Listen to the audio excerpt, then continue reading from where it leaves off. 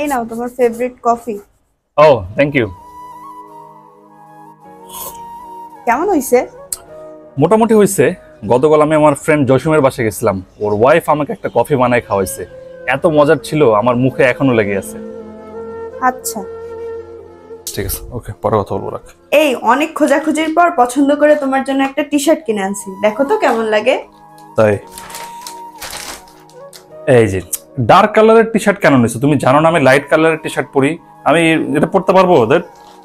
কত ভালোবেসে আনছিলাম তোমার জন্য, যখনই যাই করি তোমার পছন্দই হয় না। আমার মন রাখার জন্যও তো মাঝে মাঝে মিথ্যা বলতে পারো। তুমি তো জানো আমি মিথ্যা টিথ্যা বলতে পারি না, আমি অলওয়েজ সত্যি কথা বলবি, যেটা সত্যি সেটা মুখের উপর বলে দিই, সমস্যা কি? আচ্ছা ঠিক আছে। এদিকে আসো।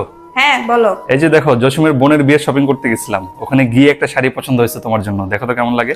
হ্যাঁ, টাকা নষ্ট করতে গেছো কেন? তুমি কি আমাকে শাড়ি পরতে দেখছো? তুমি তো জানোই আমি শাড়ি পরি না। যাও ফেরত দিয়ে আসো। এই যে এদিকে শোনো, মন খারাপ করলা নাকি? না।